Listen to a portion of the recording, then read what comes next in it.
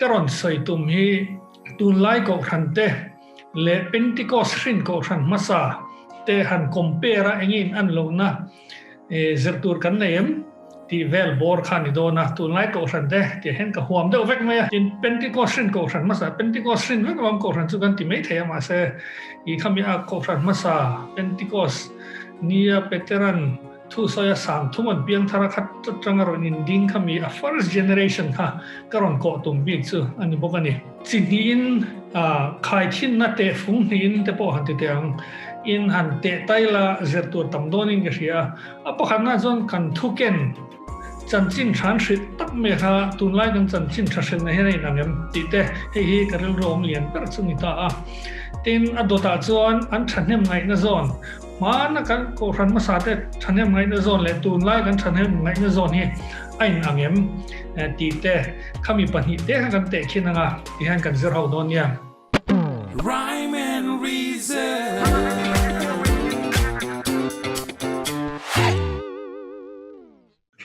Oti khan lun hal de chot me la amma saberin kan khai thin tu rakha chanchin tha engen shil ti han itani hei atlang puin garon la dona I ke mani evangelical ho poni thawa he ta orthodox lampang te poni thawa tin catholic ho creed te po ka den zoi ya heti hian chanchin tha hi kan shil de tlang puin ni mishing swala tlua evile adama kan ro lo lang halanga chuti chuan mishing te swala kan pian ta zela Mishington pathian dan kan zom zo lawa pathian in dan te min pe a ami te thanga ti khan aram kal le na tur masake mani le ke mani gen chandam thailowa I chuan iswan pathian zo kin iswa min chandam tu mi ron peta min chandam ta amaringa piang vanraman kalanga ring lo chu medilan tlang tiang hian kan soi do tlang ping ria salvation personal salvation centric in no maset lang po ini chu hetiang lawa soi te po ai zau tin soi bel tur tam ta ko mang ma ro chu hei camping te kan lu ta tin ram thima te po kan kala kan ngai thak phak ve ang he chu alo ber 95% ni hetiang zong soi hi tun la hian ni ta adik lo na khat mom lo adika biblical me ma tin kan soi tur ni renga tin hei evangelical movement pathian ram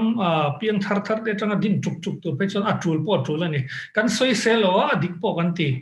tin kan thupui bari mi mal san dam na nia kan clear na hi hian mishing alai taka kan da mishing swalat lu thu kan da ta ti kan benefit tur le kan lo ti swal balin chuan kan kalna tur shem na tur te mishing alai taka da soi ani ta ni tin be chan tur po karon tar chu ba khi atam mai bible a hian ma se engin ni va ina va kher chu ve da hingai ni khoi lai chang khoi lai bung mo entin ani sole ni ko dema ti thu te pian tharna zer tir te engpo ni se hetiang hian atlang pui thu in san sin tha he kan shril ni mai ro chu ko than ma sa te Pentecost shin tharau thian lima khatte chanchin thril dan han compare taila ain ang chialo ni adik lo na pakhat ma lo biblical vek apoi mo a effective bok kan ti to kha iron nol khale soi sel kan nilowa ma se compare ngot atira chon kan tiang Pentecost rin ko than ma sa te tharau thiang lima khat de han engting chia nge chanchin thahin shil kan ti chuan atlang pui thu ni hei belle pai tur po tam leang ma su tlang pui thu in average angin garon lani kanon generalize ani mo juda te ne nan soi chuan zol ne te soi lok angin pathian in alorem rota ami te a promise angin engin izol nei ten chiam taka an lo soi pakhat me ni lo tam takin lo soi lok ang khan tin an tan thina gentle te nan soi chuan ami ni lok te judabi ni level em lo chuan zol nei te thu un hrelowa chu angin pathian eng kim siam tu khan a thu angin tin an soi tan thina ni chumi chuan iswa hillalani ta iswa an luta iso po hi an narrative thui takten an tia toy te ten an tia lali so Krista hi lalani ta hei chanchin tha han ti reng hian evangelo hi engin ni lal thu chuak ro pui lu tu kan ni entinan sal zong te poi ta chuak turin ni ta lal zaksi san puang e tiang vela lal thu chuak anga an au pui khan ni thin ta he po hi van le khovel siam tu pathian lal เบิร์ทุชัวกรบไปแล้วตุกจมออีสวยแล้วนี่ตากันซิงอาเตอร์เชียงที่นั่นเห็นทอเลสินที่นั่นจันนะส่วนมิชิงเตค่ะอินกัลดันข้าดิกลัวเองปนกัลละด่านสองปนกัลละประเทศในมุมมันเราปนประเทศตั้มตักในปนอินทอยเตค่ะซิมูละอินกัลดันข้าดิกลัวซิมริเพนซูอินเตอร์นั่นเลยลำหอยประเทศลำหอยเลยเราเดี๋ยวฝับปัตตานบอกพี่ชวนเราโหเลยเราที่อินมอมที่กอยปุ๊บเวลาประเทศเราเองเลยเราอันที่จนบัพติสมาสังเราให้อัดสินเสียนะครับอันซิมเงี้ยนี่ที่อันที่นั่นบัพติสมาอันสังเกตนะส่วนจุดมิจฉาส่วนที่นักกีฬาที่ผมพร้อมจะบัพติสมาจันส่วนถ้าเราเที่ยงลิมเปกินเนี่ยที่ปุ๊บไม่เนี่ยให้อันสันสินเสียดันตั้งไปทุยนั่นเนี่ยอันกันลู่เชียงกันบีเชียงโดนพวกนี้และอัดตั้งไปทุยอันทุบไปสู่ประเทศรำอิสราเอลรำนี่อะไรตะกะข้าวมิชิงฮิลังเวมักเราวันรำไม่ดีไอ้ตั้งไปบอกเลยตัวกันที่เฟกอามาเราจะมิชิงอะไรนั่นจันเล่มเราว่าประเทศรำKingdom of God ข้าอันปกไม่เนี่ยที่อันเทียนน่ะเห็นประเทศอะไรตะกันดามิชิงเดซิมไงเสียเฮตับบัพติสต์จอห์นจะซิมเราโซนนี้จะทูเรย์ให้ซิมเราจู่ๆอินกัลดานมกขัดอีกแล้วประเทศลำห้อยเราที่นั่งขันตาข้าอันเคลียร์นั่นนี่ตานี่ที่เบชันให้ไบเบิลปุ่มหินไหมที่จันจินชับัวจันจินชายอินเสียจันจินชับัวจันจินชายจะอดีตเมลบิกตรออาจารย์จะอบูตบกันเนี่ยเนี่ยไอ้ซูลซุยตบนี่ลักษณะไทยเราเลยอินอังโลไลมังเลยนั่นสวยจริงนั่นแหละให้กันบิเชียงแล้วก็เป็นที่ก็สินก็ครั้งมาสาเตอีจันจินชัดดานี่กันบิเจียนเห็นกันเราเชื่อตัวจู่ถ้าเราเที่ยงลิมพารอนแข่งตาจะก็จะทิลตีบุ้งขัดตาอีส่วนเยรูซาเล็มมิชวัสันไรนั่งสิเราแข่งเดียวเราแข่งตั้งไงบุ้งเนี่ยส่วนมาสับเบอร์สามมันมาสับเบอร์กันหมู่จู่ขัดเดียรินน้อยตรงดังเตียนตรงไอ้เสียเทียมเฟกซี่ขันเราเที่ยวตู้เตขันมากันติลุตุก็เรียนในเงี้ยอันที่กันชอบกันสันสินฮิจูเราเที่ยวตู้เตให้เฮ็ดละให้จุดาเตเฟสติวัลไลฮานี่คอยมันจังบุหันส่วนข้อมันนี่เต็มปุระขันแต่ทิ้งกลางใจนรงก็ละขดังจังเต็นนั่นโลก็ละกันเอ็นเจียนเพจวนแอฟริกาจังเต็นโซโลมอนและอันเล่นูถาแต่เขาแต่ขันมันแทงเสาจุกเช่นนี่คนโนดขันอันขัดเวกอันนี้ไม่อย่างจู่มีขาเวกการาขันขัดที่อันกัลโซไลขันถ้าเราเที่ยงนิ่มต้องหัวขันเราจงมุระแต่ส่วนเป็นแต่ละเฮียนทูจันทร์สินชาให้ที่เฮียนสวยงามตานี่นังนี่จุดได้เราไม่มีเทเลนังนี่เจอเรื่องสลัมความมีจุดได้เราต้องได้มันแข่งสวะกันรุยลเว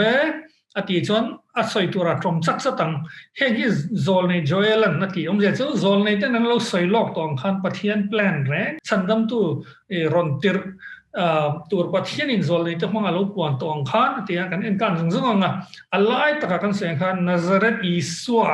กันจริงที่เราไปตักเดียวอิสวาขันไล่ตะกันออกมาส่วนที่นับพอนั้นจะเพลสกัดไก่ทอเลยโนมาอติส่วนดาวิดาค่ะอีเหตุเห็นทุยตัวออกมาการอนไก่ตัวอัดสร้างกันหูเทปมันการอนไก่ตัวที่หลังดาวิดาค่ะนี่เองดาวิดาจุดาเตลลโรปุยเบอร์ปุ่งขัดนี่ไล่อันนี้เช่นมาโนดเลสาวดาทินอันโรปุยไล่เบอร์ลดาวิดาลลนี่เขาจะอันโรปุยนี่ข้ามีข้านี่ลัลลตัวรัสข้ามานี่เลยเนี่ยอามาข้าโซนนี่นี่ที่อาจารย์จู่ดาวิดาท่าลันยังที่อามาเมสซิอาคริสต์เขาบอกข้าดาวิดาใส่ข้าฮีนี่ที่จู่ปัจจัยอินาโซนนี่เตเนี่ยนั่งจังเราปวนโต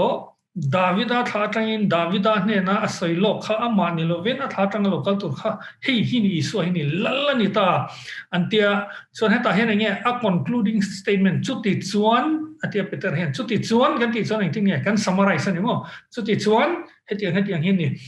summarize นั่นเป็นจังสองทุ่มปรุกมีฮีอีส่วนเช่นเบียงเงี้ยค่ะประเทศนี้ลัลเลคริสตานิฟอร์มอาเซียมตาที่อิสราเอลนั่นที่นินเชมอลโรเซอันที่อัตโตบาสับมิชันเลียนเปิดจู่ลัลเลคริสตาอิสวาเสียมาองค์ข้านี่ส่วนมีปุยแต่ส่วนอันนี้แรงจริงเนี่ยกันตีตากันที่บ่อยจุ่มมีนี่จันทร์สิ้นใช้ฟิลแรงนี่อะไรน้องไทยแล้วนี่โน่อันนี้เราส่วนผมว่าอินทางง่ายนี่อีกขัดอย่างขบขัน powerful ละ chuan Peter chuan ni chen kan sayang che han simula baptisma changula thara thian lim pe kin nia atitani anua Stephen soite anua Paul soilete Peter ngei poina asoinon lete kan en hian hetiang hian juda ten hian soi hian in hetiang deuh tlang pui hian an soini chanchin tha kha hei chanchin tha hi enge ti don dai marka hi chan na thaber ani aron chan dan phathi pathian pha pa Isu Krista chanchin tha khen chan tira ati chuan zolne isai le khabua atia ngai te hemi tlarmi te hi soi masakhi malaki mi dainia zolne isai bu ti si hian chuan changthum na hi isai mi masekha kha scholar tam takin markha hi aziak solani hi avari nomlo ve dia text criticism mase ni lowa aril tuk zo ka marka kha zolne bu masaper chu isai ani le khabu hi abu masaber in ko tlang puya chu wangin zolne bu zong zong te zia ka tinani malaki chu nge anunungber isaya masaber apani kharan ko choka a inkaram mi ite zong represent turin marka zia gro puilu tu kha an man thiam lo zo ka nia I chu tiam tak chon zolne zong zong de thoinan soilok angkhan Isu Krista chanchin tha chu alo thlengcham ta tin marka hian azia ka tin marka hi kan hrethewa I chanchin thabu te masaber le mi zong zongina chanchin thai enge Isu chanchin hi tia an zirna an belber khania chanchin thabu dang to po ina an be chan ve em khani tin Isu a chanchin tha soitu le alai taka ama hi chanchin tha ni chanchin tha chu ma chanchin ni me a engki ma khan heti hian chanchin tha poi shilma sabera chang som palina kan en thang le chuan Isu chu pathian chanchin tha shilin gallery ram alo kala ati asai tamwak lo khop mai enge soi hun chu alo thengta pathian ram polo naita simula chanchin tha hi ring ro engmolo naita pathian ram em hun molo theng pathian ram lo theng hun engkin mo kan omang kan simangaya chanchin tha hi kan rin ngai ni kan kaldan mo phi dik lawa pathian kan en le ngai tiang khan marka hen ron chep choka Isu ngai na sei ni tin Isu kha a thole po khan ni som level zet mai kha azati to bula oma thilenge soi thin kan ti chuan pathian ram tho ama thu ama lan na thu kha mission hi swalan pi nga ti narrative kha kan hulem lo ni apoi mo lu tuk tho khami personal salvation is a ken tel pekani achunga mi ni te po ti taila ama ro an thu pui beri pathian ram ron thlen thu ani ta mi zela ni chuan mathai zia kan en le phei chuan atira in kha chong genealogy kan huwa kan nin thin khom me ma se kha khan I thil thuk tak me sai chu Abraham thale Davida tha kaltlanga Isu Krista lo pian dang ha chui ta ni engwani Abraham tha Abraham ma kha I khovel zong zong ti en thol tur Isu lo pian na tura atira athan khan ya nam thang lo tha tu pa thang ani adik tak chon nam than te kan ti adik thawa atir ran nam om sa kha en tinan mizote aron thang thut ang khan ni lova Abraham khan fa pola nei lo ni mo tar nu an nei khan I ta ti han pung chopa an tha tu pa tur thanga ti khan nam kha ti ra tang thang ta khami tang han ron chok ang ti kha an rin dan ngan narania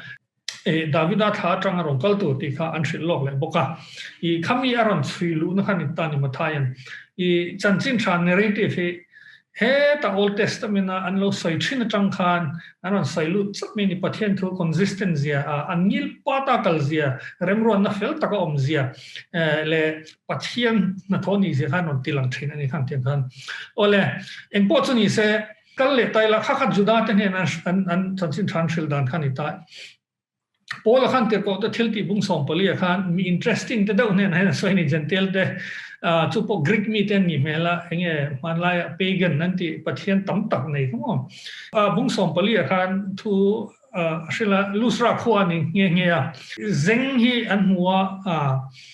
apian tere ta ke bai kha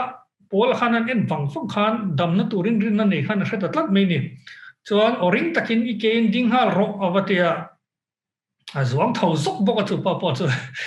mi pui te chuan Paul te thil tin mu khanin pathian anon chuka mo khan tia an mari pathian kha Barnabas kha Jupiter ante he Jupiter mo Paul kha Mercury he Zeus anita in Greek god mo choi mo an tumo hlan tur rang ti khanon kengani he ta het karon da lem lo ba zol nei thu eng ma la khave lo แต่เนี่ยนะคันยินมิเรกลินันทนะส่วนเหตุการณ์เลยจันจินทรานชิลดอนตาวันเตเลยเตตุยฟินเรียเตอัศวซงเนี่ยนะเสียมตัวปะเทียนตรงเนี่ยนะส่วนอินโลปกายนะตุรินจันจินทรากันนั่นแทงส่วนเองเช่นมอจุดนั้นเนี่ยนะจันโซนเนี่ยนะจันเหตุการณ์ส่วนเองกิมเสียมตัวปะเทียนนั่นจันนะอิสุอันขัลลูตาจันซิมทูนเปียถ้าเราเทียมให้มันเตรียมเทรนนะแทงเทรนพวกนี้เซนดาราอิสุอะไรอัลลอฮ์รำรอนแทงทูเฮ้ยโจฮันนะเฮียนอัลลอฮ์เสียเสียงมาลูปุยมินตุมจันจินทับปุยนั่นที่ปลีองกันที่จังกันถ้าเทียมตัวไม่ยังมินลูปุยตุมดานี่เราอินังเราเชื่อว่าเราปุยเลยตัวกันให้ตัชมฮัลที่เราปุยเลยถ้าหลักปกตินั่นคือฟิลโซโลนี่แองเกิลที่นั่นตรังยินเพอร์สเปกทีฟที่นั่นตรังยินอันนี้เราปนซูมเลยเอาไว้เดี๋ยวแต่นี่ลากตั้งไงใช่นะจันจินชาเลยอีสวดจันจินปุยเราปุยเลยตัวกันบุคคลตอกเราเพอร์สเปกทีฟบุคคลตอกเราว่าปลีกันนี่ชอบจันจินทับวัวที่นั่นกินอะเทโลจีนทรูลตกที่เราโพลเตปเตอร์เทนอันสอยฟิลเลยไฟดักคอมเพจวนทรูเลสวอลิสวดจันจินนี่โอ้เอ็งปนนี่เสอัติรินทัวองอัติยาอัตุยกันชอบบอกว่าหุ่นเรนนันหันสอยกันทำไมล่ะเอ็งกิมมาซาอินอามาเซียมันนี่ทิลซงหินอามาเซียมเราเอ็งมามเราเจเนซิสอามินช่วยเวทเลยนี่Zon itu buat le Abraham tu Genesis lai holvela meni lo in Genesis bungkat Genesis pek karena min soile le jadi zon chan chin tra hi angil pati min kalpui kha Johanna hian tu mania alai taka Isu alala da boka I chu ani zon eng atia an lo chlem lo ati chu tiang zon I khang tiang tak khan hemine na consistent hemine in mil hemine in chia hian an lo soi thin ni gentle shavem mi lo te na khan le zirtin ma sa dan Isu hilala ni han ti pop maya en kim chunga ten en khovel en kim siam tu ni te zon om thei ta chu khovel a thil thleng hian enila Isu hi valal silo ve ti kha om ta ni en tin kan trong trai en tin vak ma aran om lem lo wa tin tuna corona te en tin om thei en tin min thi en tin no pang pakhatin bone marrow cancer cùng quan ý này phản lẫn xí lo vậy rồi cái gì mấy thế à kha Bible hay chiang nó tụi cái nào mà cái sợi thủy mình là vâng à mà rồi chú apoi một cái gì à Isu lần na cái buồn là mà mình chỉ chuẩn học tu ni thấy vàng in mà sao vậy Isu lần ram hi thánh to chỉ là nghe thôi là khán là thánh to Allah ram hi thánh to thánh mấy giờ là chân chính cái cái na piang à hay mình giờ mà tới bỏ ram huay chân chính nó bo anh tiếc chân chính cái chuyện nó cái phình sốt à harna ron thánh khan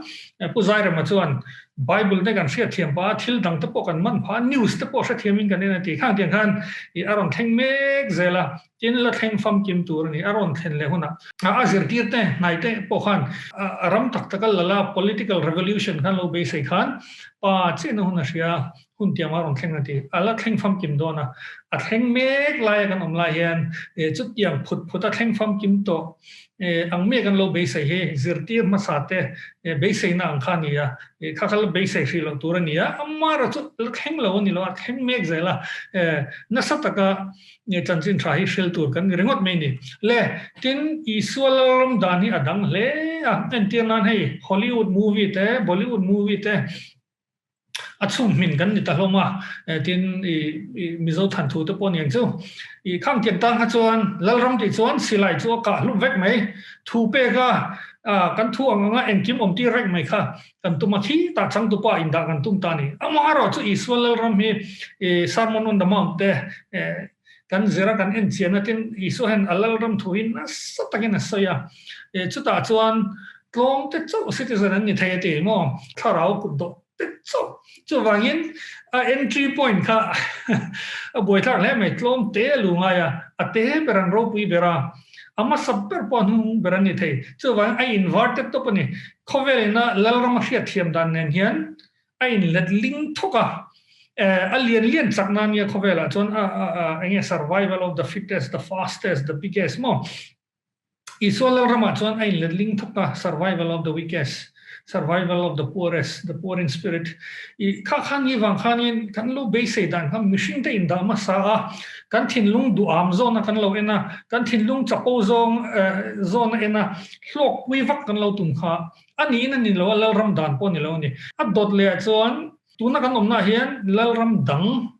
a oma lal ram dang te zinga kan oma kan in do mek bok hei hinia poi mo em chu Israel lal ramaron thenga a then mek la hian kingdom dam tam taka mishing lal ramoma setan lal ramoma Bible na sailok vekani zol nei ta chu sai a sailok na po rei to kita Isaiah ate chumi kaldun lalram dang kaldun zongzong le anzia zongzong form kim vek chu Babylon din thu pona da ama pona da tho zol nei ta thu apo chu Babylon lalram chu ala chim don ni achim nuwa tuna kan chak mishing te choi moi glorification stage han no mo choi moi to pathian fa fam kim nia natna te trana te to lova damvul hausak na ren ro tak tak trom puina te hi sumi kingdom atlu ma jon alom don lova indome hi nakina athen fam kim kan dan tu ro lo tum viau hian natna te hi mak kan tia isuan na sai chiang khop mai kan dan tur ko fran te chanchen hi in tur na sadona ti thupwana te phejan in turanga na sale zolanga atopa lokala in dolaya nom via lo tum kha adigina diglo reng ne en po chuni se hetla hitkal san le taila chu kan chanchin chashil dan kha hanen re re hian he a figure ka siam hi ain angloa amar chu diklo kan tina ni mialo mi mal sangam na hi poimo lutuk machine focus a soi thiam te hi o kan tu pon kan man pha ka che chwa thiam na ni ta poimo lutuk mai ra su virtura ra chu kan nei eng tiga nge kan chanchin shashil dan hi alo in thak ta kha eng wangi ne in thak kan ti chuan 19th century vel khan 17th 18th century time so tan ten hey enlightenment European enlightenment hi lo ma chu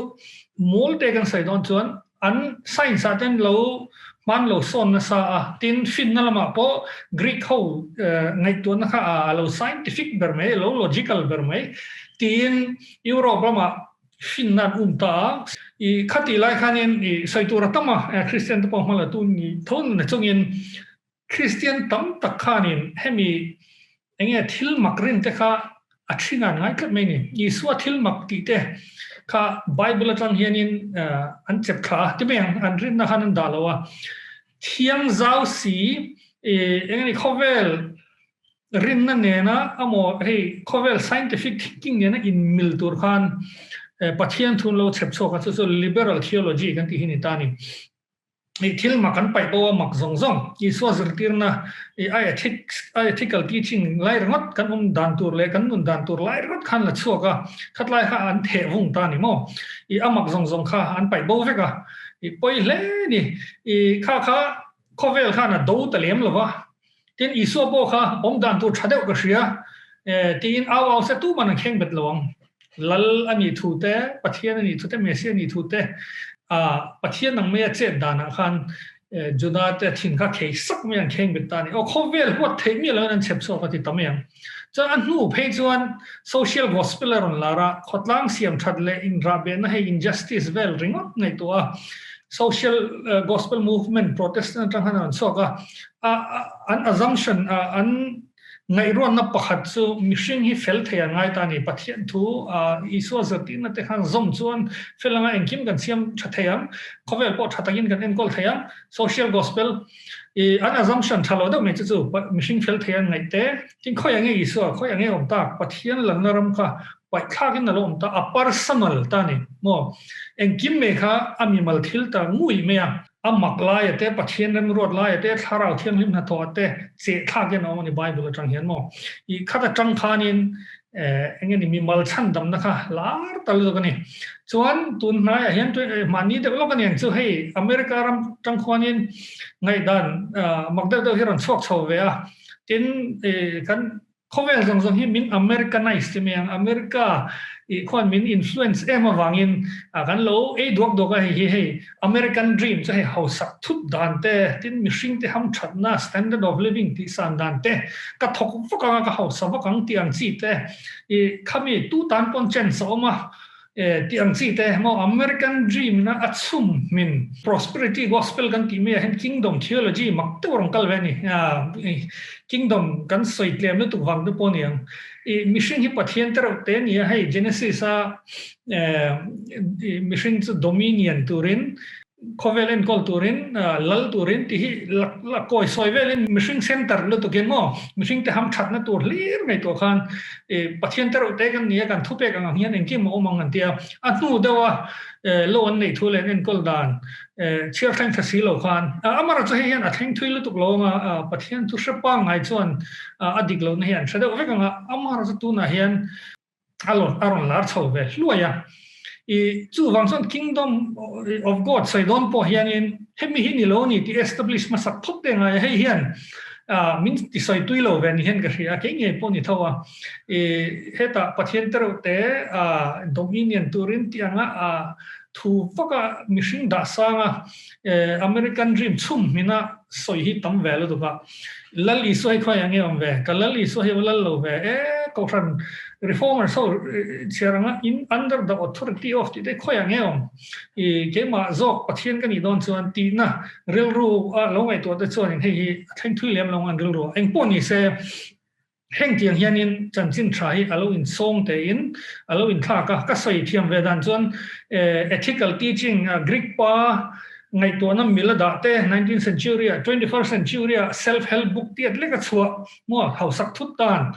thu vio dan du nei dan tiang self help book lega tiat lega chua hen alom tani chanchin tha hi enge kan ti ta kang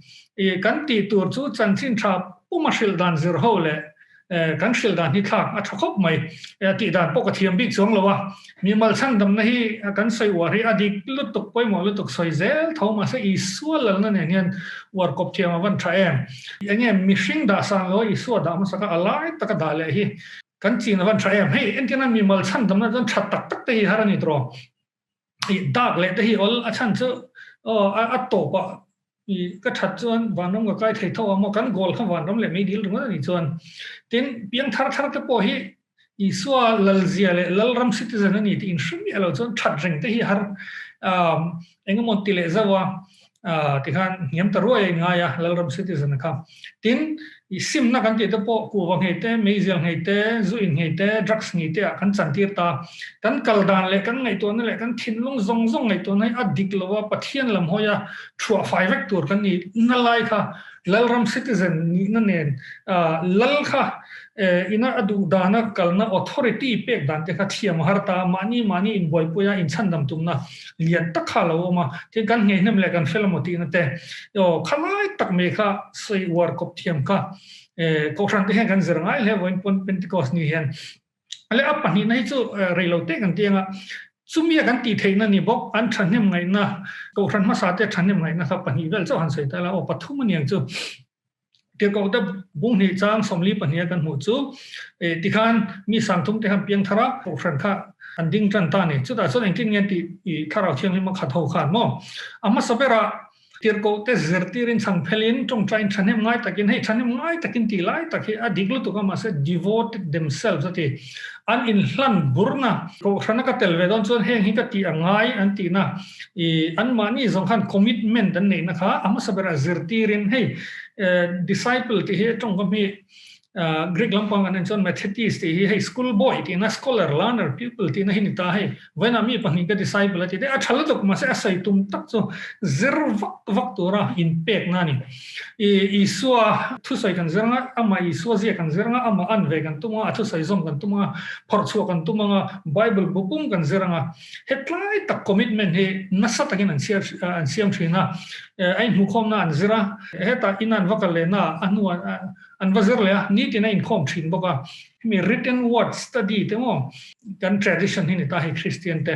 I azira zir ngot ko the commitment an nei ta top mai ni Christian ni do jon izir ngai ni o ithin lung kha bol lo ve ga in zir war ngai te tin ti taila I ko khani effective le zol ring ani tin in Poland ti te hi fellowship hi Greek word azon koinonia sai fia dan chaper zon ti hi Siamese twins phir in zom tat thi pakhat hi chon pakhat kha thime me ang in zom tat khami in zom nanun in Polna fellowship tak kha an nei thina hei trong kam ni thak ka ti chu nang ni chu ko ran point ni lo fellowship in ni ti te ko ran om dan ril tu koino ni in ni ti na alo ni ta de ya o en po ni se khami te ka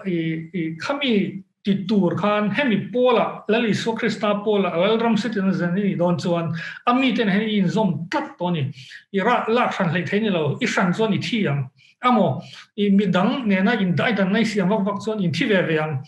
tiang deuh khopian in ngai nan nei tat me ni tin chang phelin I suan hi sacrament en tira I su shreng tin e hole in ho za in til in share dial e ho za khatia dinner tin e ho kha alan tir boka o en poni se chang khati khan in nai takin nom chen ni tun lai a kan commitment ni ve ka hre chu speaker kal tlanga pian thar harna he gan du bring he kan deal poni harna ha chu speaker ni ro se zirtiren mani zirtura in dedication ni om to waking hello temin kan soi siam ve da ani vek chuang lawa tlang pi thuin ten fellowship thu blem lo khun khan tak hian man lai koinonia in zom kat mem nang ti na kha sarkar in hu khomang mai rom ro rel pol in hu khomang mai he ta sap pachal ho smart le to ka ankal khomang mai khan kan thak to in ga ria tin chang phelin ti te po hi member phelin ani to zo ke ti te fiam thu ka sai ver hin chu pre so chair le post so chair hi oma zirtir na hi mi pani hian so chair an ei duna pakhat zok chuan engtiang ei tong trai hetia ka ei main atia pakhat chuan ki chu ka ei zo tui ka ti vek zo ka tong trai atia pakhat zok so chair ei ma tong trai kha pre so chair so chair ei nu tong trai kha post so chair I chuan I ngai dan chu dik lo ni chu ei main I tong trai lo chuan a himna atia pakhat khan ei nuat tui ti vek nu lom thui soi kha ngai lo ma tia an ti tin ti kan in khom dun thei to lawang an te ko phran dang an din ta mo khang tin deuh mai mai ka kan nia I pal hung ni poimo em nge ni doctrine mu mal tak nei he ai poimo om lo hialang zetin na le ma tam sia amma ra chu pal hunga chang ni lowa member phelna hi tam takom ve ni o en poni se zirtur chu kan nga hle ni ti kha ta hian aron lang chiang omele tu lai ko than ten Pentecost chum min Pentecost sing ko san masa te changa kan zirtur pani lian tak ta chu chan sin tha kim taka sel mimal salvation ringot hi charger tur adik lutuk chal tuk ai tham lo masel alai takalal iswat langna da lal iswal langna hi soitomawan ngai em indo lai me kan sia I athen famkim ma pe hi jon soitam le zolanga ya I aharsani aharsat po I soitura tambok sia tin a soida po thiam haranga ammar chu lal iswa kan kat hian sanjin trai apum lum ani lem lo ni eti kha man so kha thale ga ria tin a pani na chuan ko ran masa te thanem ngai na trom pui thar zirtir I swai zoi don jon I zirwa ka ngai asan chu thinlung bollo te hi azra zirfa hi ngai nang I so pohan ama zoi tu te kha zirtir te atita azira zir ngai ni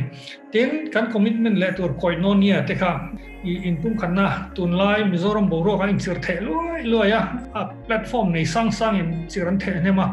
I khang tian kha koinonia ne na in opposite lawani tin a to pera chuan chang phelin I so shrengen in pol na thu tak ne ya kan mong ngai ne lalpan kan zatan mal song se